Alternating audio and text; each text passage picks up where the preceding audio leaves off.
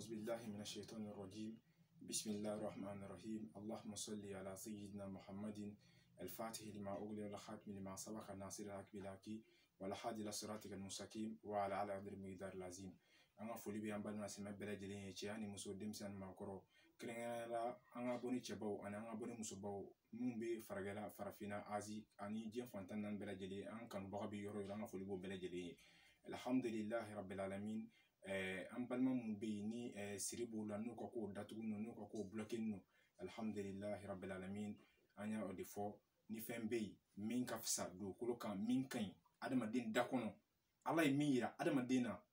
wallahi wa ala baturi wa ala butu konna nakla ka fayna ka korna bakono wa inna allaha wa malaikatahu yusalluna ala nabi ya ayyuhalladhina amanu sallu alayhi wa sallam taslim.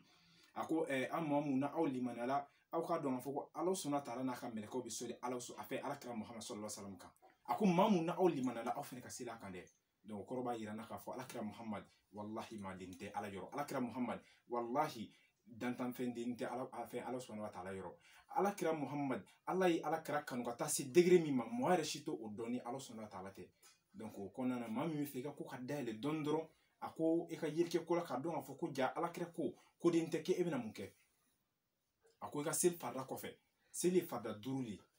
les 5 prières. Mais comment faire dans une journée on peut trouver 5 on fait comment dire les musulmans ont 5 différentes prières. Donc كيف أقول صلاة الفجر صلاة الظهر صلاة العصر صلاة المغرب صلاة العشاء فجري أني سلفنا كتاسي لانزرا أني فطرين سافو أكوني سلمنيا ما يني سلك بان إمامي مفعل أكدالة كي porti ni o fermino eleka geleola eleka hamunona eleka gerziga kola eleka sirula adama din jugu fe jina jugu fe wokula jugu fe dabal jugu fe suma jugu fe karamo jugu fe ebe fe o danu nuka yele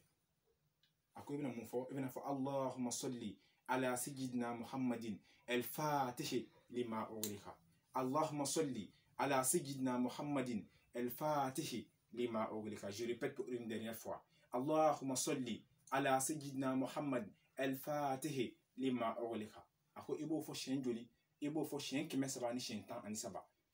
le nom des prophètes ibo fo kiraw adadula donc ni shen keme saba tan saba fo e ka ala deli al khadale kiye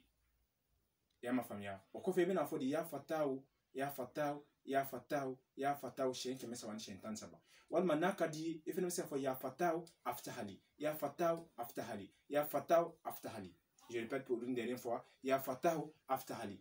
Ya Allah subhanahu wa ta'ala imi ko yedele masay ni dele. Ibo fo shen keme saba ni shen tan saba.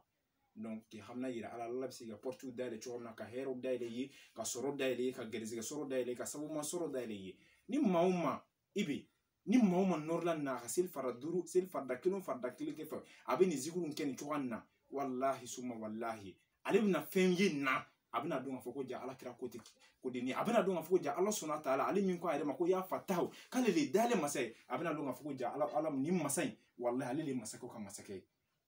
Donc ambalma semeu ame bokhan da awma mu metuna ka damne anga larbi jamana konnana fo atase ameriki jamana ma fo atase farafna jamana ma ani farajara jamana nunu dote sebel koy ka fo koy bita mogoli nyini kana anashi sebe ka dema la nunu dote yiri koy ko fe ka wolel ke farafine ko ka yiru chima wala nunu dote wolel koy ko fe ka wolel ke farajira ko ka fondo chime ka ke la ni zuguru courage ba aw mamuna ko Allah no ala subhanahu wa ta'ala la Allah no alakra muhammad sallallahu alaihi wasallam ala yibonye mindi alakra muhammad ma mashito obonye dalon. Alhamdulillah rabbil alamin silti sika woli ni chaba min to ma fo korna kono chaba min to ba ambolo cheba min nana am fakoro ana am bakoro ni an mumso koro ko lu bo dibila kana no yelena olu mun kun datuno olu mun kun yedatuno ala kola na ayo nyedele ala kola wallahi afola ma allahumma salli ala sayyidina muhammadin al-fatih lima ughliqa. Ako Allah subhanahu wa ta'ala sella kira muhammadu kan kira bami al-fatihu ni talonde ako al-fatihu ko ala kira muhammad sallallahu alaihi wasallam dalelano lima ughliqa feon fembe no olu datuno porti be ka ana datuno ni ala kira muhammad sallallahu alaihi wasallam wala ale lo dalenay anna nasro ke bami na islam dine dale oli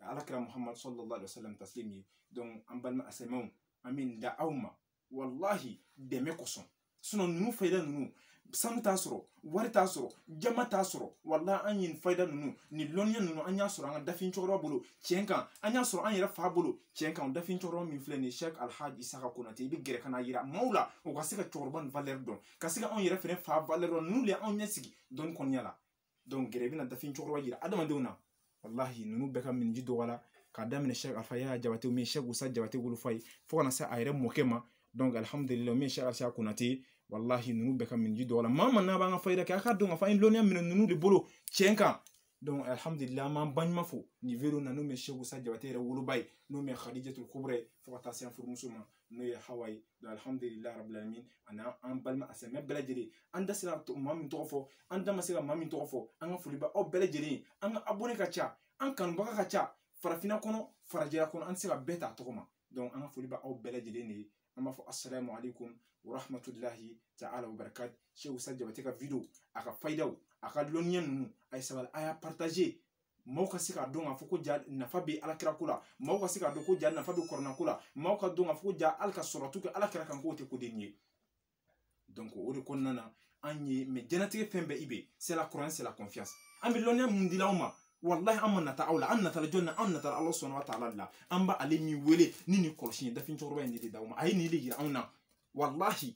kan t'i bolo morden kan n'i jigi sɛmɛ waritigi la kan t'i bolo morden kan n'i jigi sɛmɛ masakɛ la kan t'i bolo morden kan n'i jigi sɛmɛ président na kan t'i bolo morden kan n'i jigi sɛmɛ faama na i jigi sɛmɛ faamaw ka faama na faama min n'a fɔra ma ya fatahu ko ale de dayɛlɛnna ye faama min n'a fɔra ma ya razaku k'ale de gɛrɛsɛgɛ masa ye faama min n'a fɔra ma ya wahabu k'ale de di masa ye faama min n'a fɔra ma ko ya kaharu k'ale de karabali masa ye donc alhamdulillah rabbil alamin an y'o gindo mun sɔrɔ an ka cɛkɔrɔba san 100 bolo an ka musokɔrɔba san 100 bolo farafinna kɔnɔ yan fo ka taa se an ka taamaw kɔnɔna na an bɛ ka maa dɔw mako ɲɛ i bɛ anw ma nasi d'olu ma anw ma sɛbɛden dɔ olu ma anw tora yan ka ala deli k'olu mako ɲɛ a maa caman fana tulo bɛ anw na YouTube in kɔnɔna na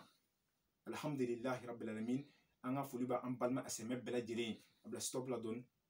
donc alhamdulillahi rabbil alamin an bɛ hakɛmatoli deli an balima asimɛw fɛ ni fayida ninnu daminɛna a ka ca ala fɛ a bɛ kɛ ni telefɔni ninnu ye maaw b'an wele a la walima an gɛrɛfɛ telefɔni a bɛ sɔnni donc a waati dɔ an bɛ ɲinɛ ka bila silence la donc an y'o de fɔ diɲɛlatigɛ fɛn bɛɛ n'i y'a minɛ ni limaniya ye n'i y'a minɛ ni danaya ye wallahi i bɛ nafa sɔrɔ o la dɛ donc alhamdulillahi bi an bɛ se k'a fɔ an kololanin yɔrɔ caman na Côte d'Ivoire kɔnɔ maa mun b'an ka fayidaw lamɛn radio télévision na fo ka taa se an ka kɛnɛ barikamaw ma ani fɛn mun b'anw bolo maaw bɛ ka nafa ni nafa mun fɔ o la wallahi an da tɛ se ka so bɛɛ ma wallahi an ka dafin cɛkɔrɔba a ka ɲɛnamaya kɔnɔna na n'o mɛ Cheikh Alisa Konate an fa n'o mɛ Cheikh Alpha Yaya Jabate wallahi ninnu ka ɲɛnamaya kɔnɔna na olu ye baaraba dɔ kɛ o ka fɛn o ye mun sɔrɔ olu yɛrɛ fɛnɛ faw fɛ olu fɛnɛ faw ye min sɔrɔ olu yɛrɛ fɛnɛ faw fɛ n'o ye olu yɛrɛ mɔkɛw ye wallahi an ka kabako turubara dɔ ye fo ka taa se an ka kabako wusulan ma o turubara min n'an bɛna ja yira adamadenw na bi o k'a dɔn wallahi nin turubara in i bɛ nin nafa bɛɛ lajɛlen s'anw ma farafinna kɔnɔ nin nafa bɛɛ lajɛlen s'an ma farajɛla kɔnɔ wallahi nin turubara in n'i tɛ nin turubara lɔn n'i le gɛrɛsɛgɛ turubara ye n'i tɛ nin turubara lɔn n'i le muhiba turubara ye n'i tɛ nin turubara lɔn n'i le daraja turubara ye n'i tɛ nin turubara lɔn n'i le tangana turubara n'i tɛ nin turubara wallahi n'i le hayiba turubara ye turubara anw tɛ se k'a nafa fɔ k'a ban an y'a bila ka taa di k'a daminɛ farasi farajɛla azi k'a fɔ farafinna jamana kɔnɔ n'a sɔrɔ maa bɛ yen maa min y'a ta k'e m'a nafa ye kana ne Cheikh Usa Jabate sutara dɛ wallahi an tɛ siran an bɛ kuma ka wasa lɔnniya kɔnɔna na an bɛ ala de kɔni dali maa o maa n'o ka sababu bɛ taa anw bolo ala ka n'o ɲɛsin an ma mais maa o maa n'o ka sababu b'an bolo ala k'o ɲɛsin an ma tiɲɛ kɔni i n'a fɔ an fakɔrɔ n'an bakɔrɔ k'a daminɛ nin cɛkɔrɔba sanuma fila na olu ye lɔnniya min kalifa anw na n'an bɛ k'o ta ka baara kɛ Cheikh Usa Jabate a sigilen don ni gindo dɔ kan bi gindo min n'a bɛ ka fɛn bɛɛ lajɛlen s'an ma donc an bɛ ala sɔnna ta'ala fo k'a barikada fo ka taa se a ka fo ka taa se dafin cɛkɔrɔba a ka ɲɛnama kɔnɔ a ye wusula min baara ni Cheikh Alpha Yaya Jabate nin wusula in an tɛ se ka nin nafa fɔ ka ban i bɛ an ye taama dɔw kɛ ɲɔgɔn fɛ e yɛrɛ y'a ye nin wusula in yɛrɛ bila yɛrɛ kama a ma kɛ ninnu an bolo pewu parce que dɔw bɛ bila ka taa an ka représentant minnu bɛ Mali la a dɔw bɛ taa yen a dɔw bɛ taa Burkina a dɔw bɛ taa an ka représentant minnu bɛ farajɛla jamana na nin dɔw bɛ olu bolo fo ka na se Côte d'Ivoire kɔnɔna ma nin wusula in de ye garisɛgɛ wusula ye nin wusula in wallahi ale de bɛ siri jugu tigɛ ka bɔ adamaden na nin wusula in ale de fana bɛ daraja di adamaden ma an bɛ wusula in dilan ni fɛn dɔ ye a dɔw yɛrɛ tɛ se ka fɔ yɛrɛ ka fara an ka turubara in kan donc wusula in ye qualité fila turubara in fana ye qualité fila donc alhamdulillahi rabbil alamin donc comme maaw fana y'a demande kan fɛ donc o de kosɔn bi an ka min bɔ ka dakuru ɲɛ damadamanin dɔrɔn k'o nafa fɔ nin kan donc alhamdulillahi rabbil alamin an b'a fɔ assalamu alaikum wa rahmatullahi ta'ala wa barakatuh aw kan bɛn diɲɛ waati wɛrɛ restez connectés sur la chaîne de Cheikh Usa Jabate sur YouTube. والسلام عليكم. جزاكم الله خيرا كثيرا، خير الجزاء.